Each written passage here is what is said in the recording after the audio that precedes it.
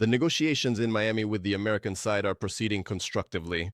This was reported by Rustam Umarov, who heads the Ukrainian delegation. He also added that he expects progress and tangible results. President Volodymyr Zelensky in his evening address noted that this week was historic for Ukraine.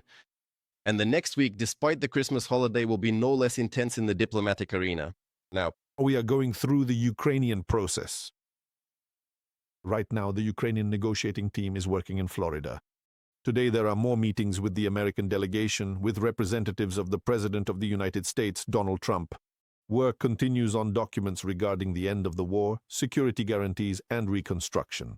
Each point is being thoroughly examined, and there is constructive dialogue with the American side, which is important. Everyone needs to see that without pressure on Russia, they have no real intention of ending their aggression. The pressure must be increased. That is why next week, even though it will be Christmas week, when political activity around the world usually quiets down, we will still stay in contact with our partners, with everyone who can help us defend our country and our people. Volodymyr Zelensky also noted the constructive nature of the negotiations in Florida. In his conversation with Norwegian Prime Minister Jonas Gahr Støre, the president emphasized that the Ukrainian team continues to work with both the American and European sides. Zelensky believes that it is now necessary to hold consultations with a broader circle of partners from Europe. And now much depends precisely on whether Russia feels the need to end the war. For real. This should not be a rhetorical or political game on the part of Russia, the head of the Ukrainian state noted. Let me remind you, negotiations are taking place this weekend in Miami between the United States and Russia. Putin's envoy Dmitriev has arrived in Florida. At the same time, the Kremlin stated that a trilateral meeting between Russia, the US, and Ukraine is not currently being considered.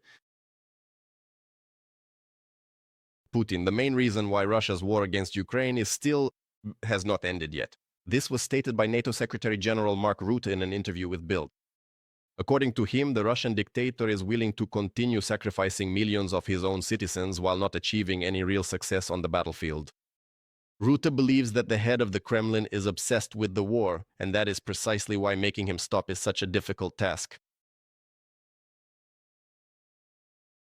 First, we must increase defense spending and ramp up production. And second, we must ensure that Ukraine remains as strong as possible in the fight. Because if Russia gains control over all of Ukraine, it will have enormous consequences for NATO, and we will have to spend much more than what we agreed upon in The Hague. If we stick to these commitments, we will outpace Russia and remain significantly stronger. The Germans are leading. Right now they are spending much more on defense. This is extremely important. They are taking on a leadership role, and all of Europe should follow their example.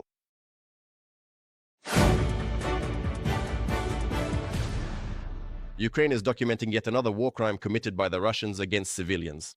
On Sunday night, the Russian army broke through Ukraine's state border near the village Pokrovsk in the Sumy region, and forcibly took more than 50 local residents from there to Russia.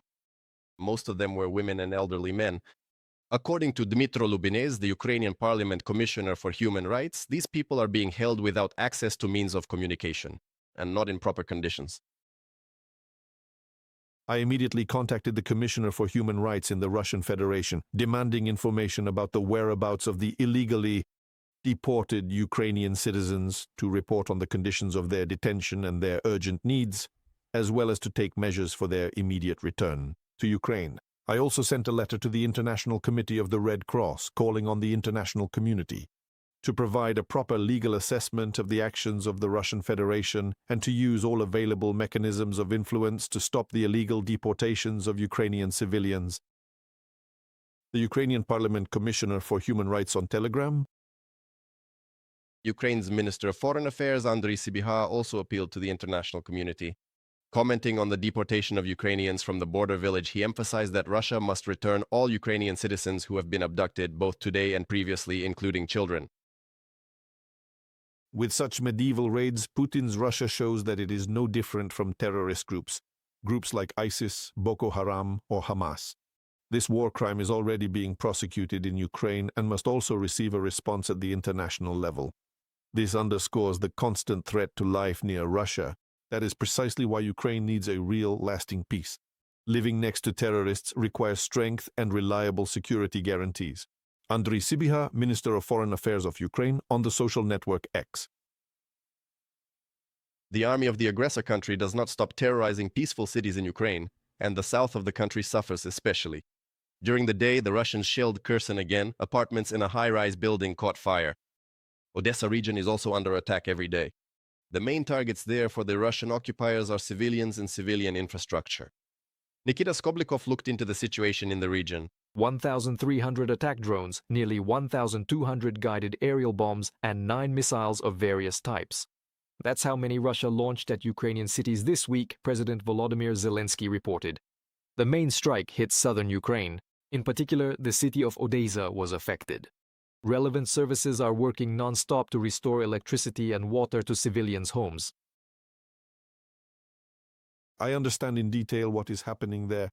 Right after the mass strikes, and these are not the first, nor will they be the last. They have been happening there constantly.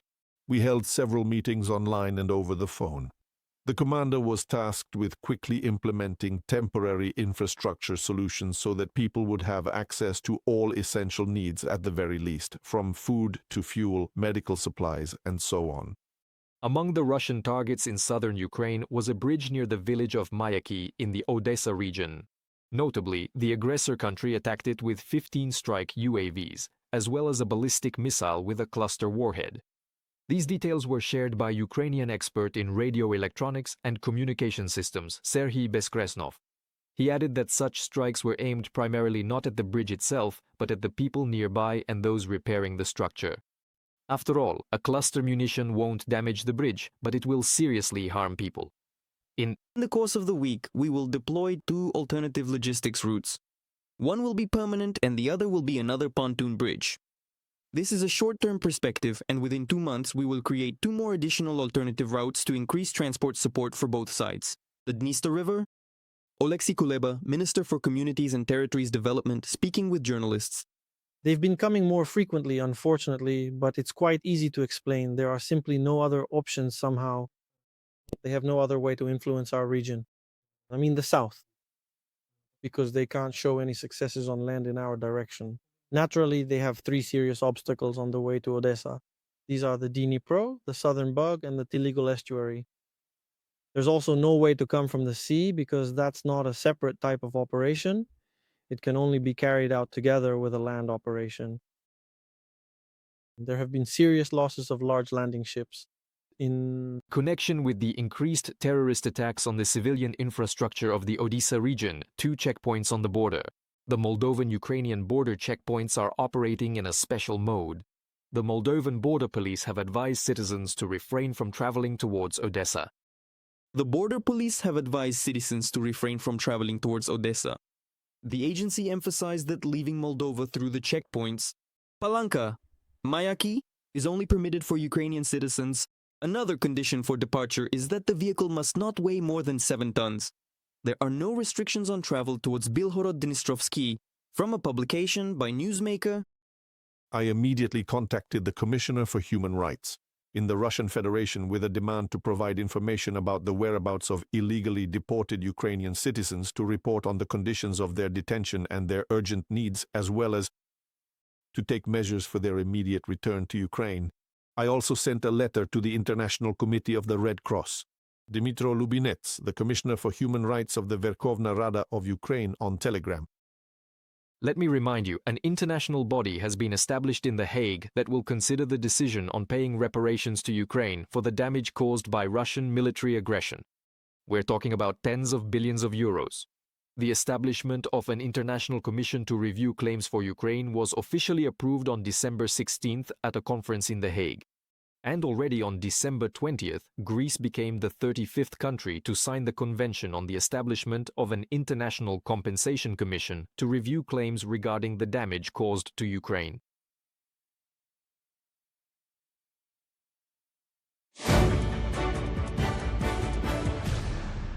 Starting in January, Europe will have the second largest NATO logistics center up and running, which will coordinate and ensure the delivery of weapons for Ukraine. It will be located in Romania. This hub will operate in a similar way and in tandem with the existing one in Rzeszów, Poland.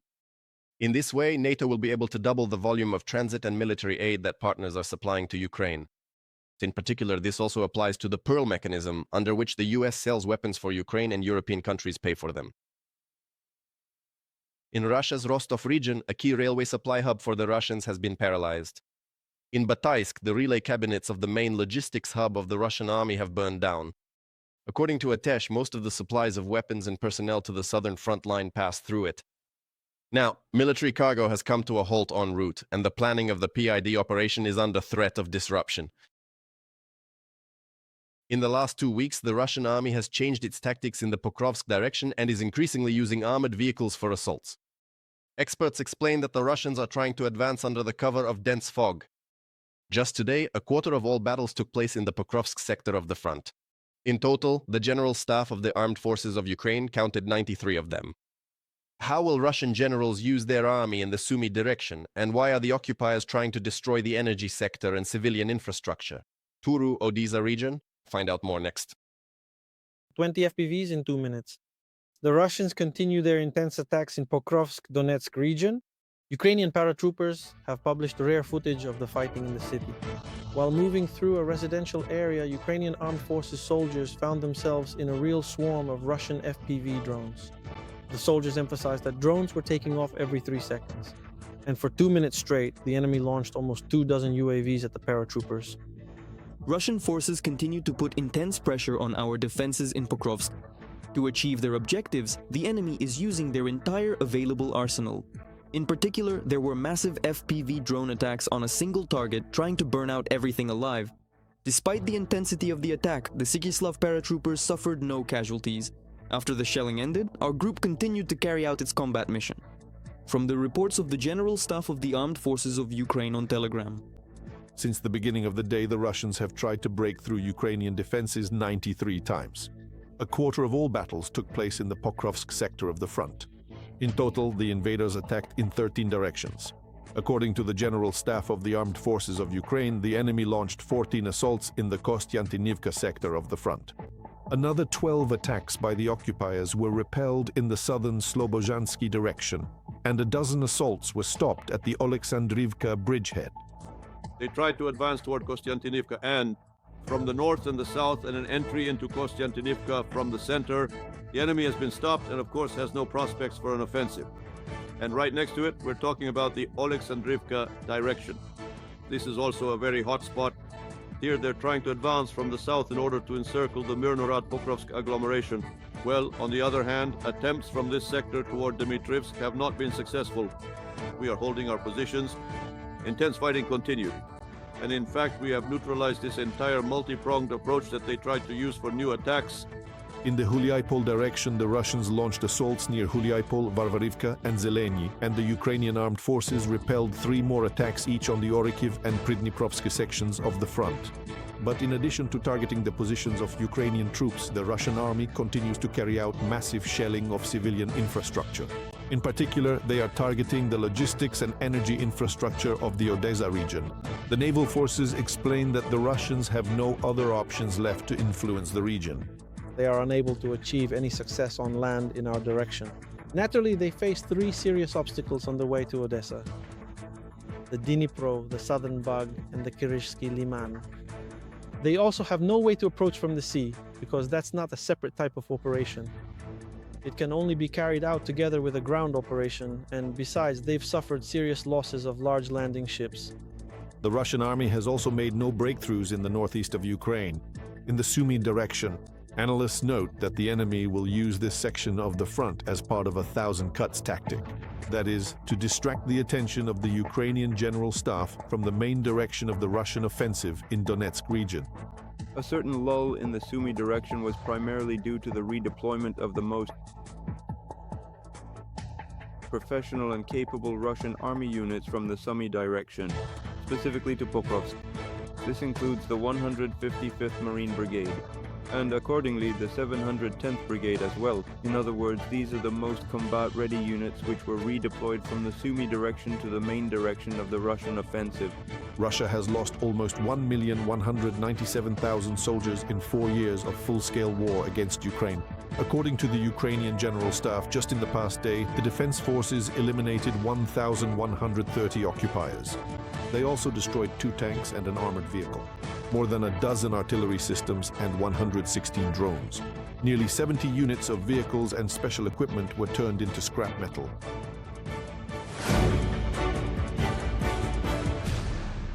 And now to other important news of the day.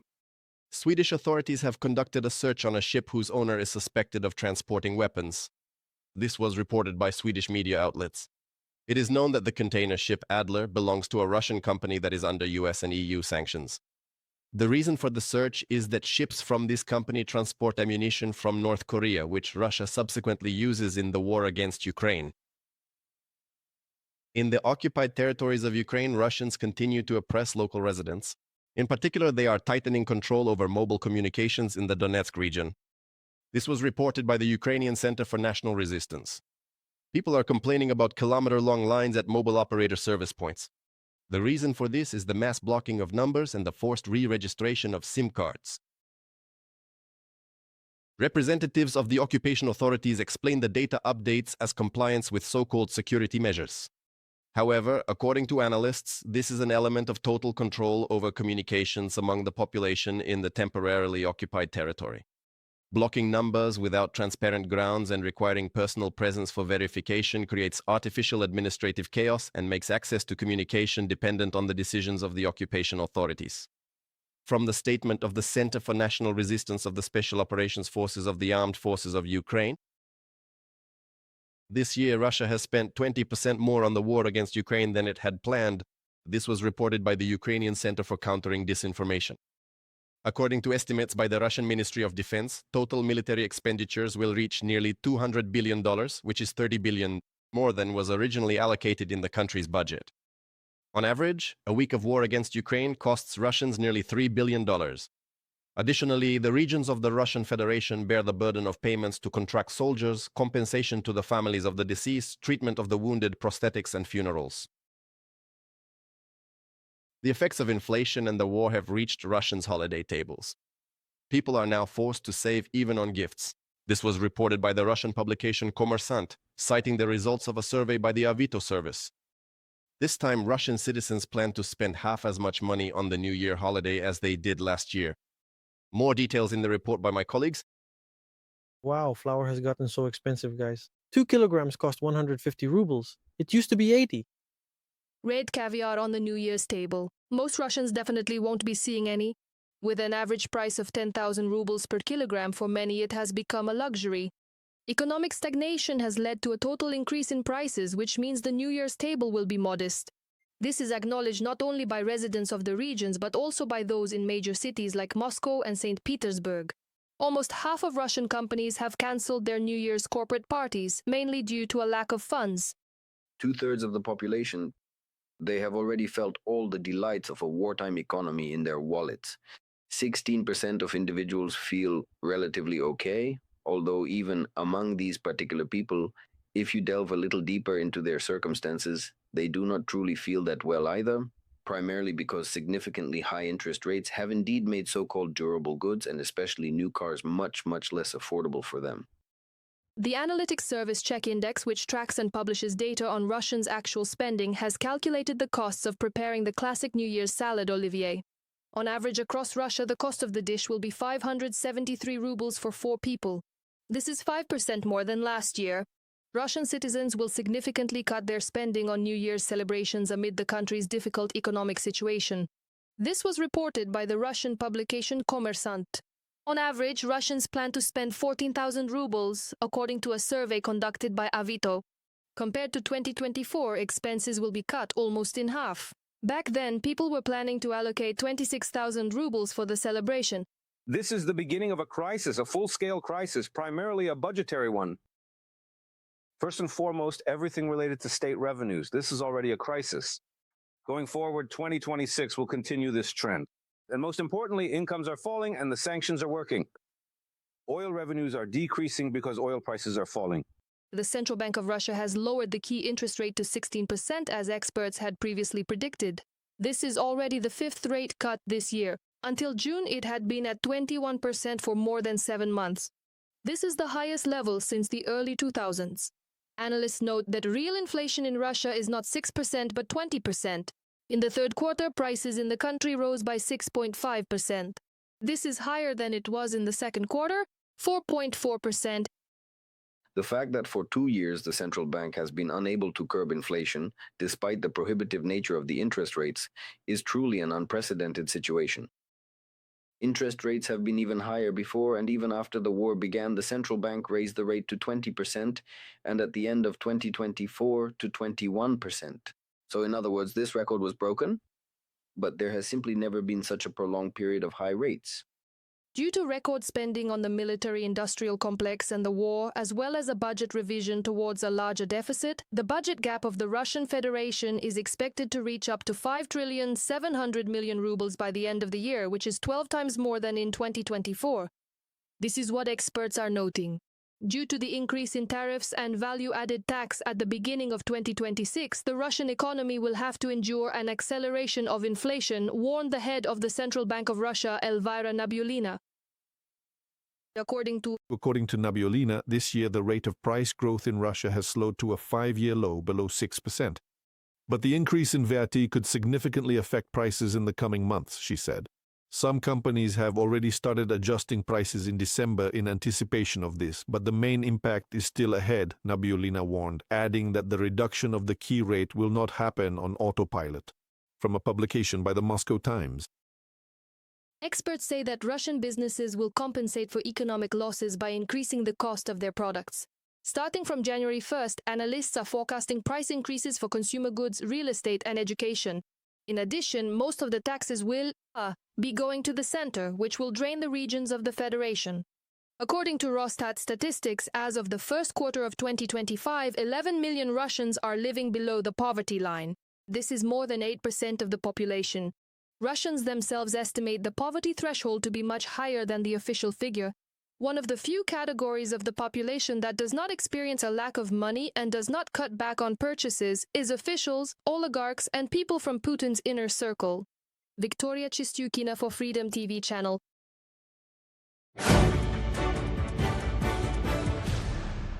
Cyprus will make supporting Ukraine a priority during its presidency of the Council of the European Union, which begins on January 1st.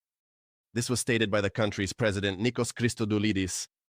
According to him, Russia's invasion of Ukraine is a vivid example.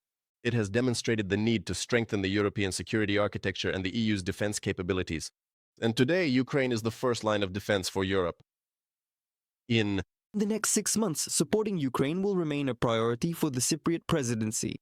Of course, it could not be otherwise, considering that we, the Republic of Cyprus, have direct experience of what invasion means, what occupation means, what the violation of fundamental principles and rights means.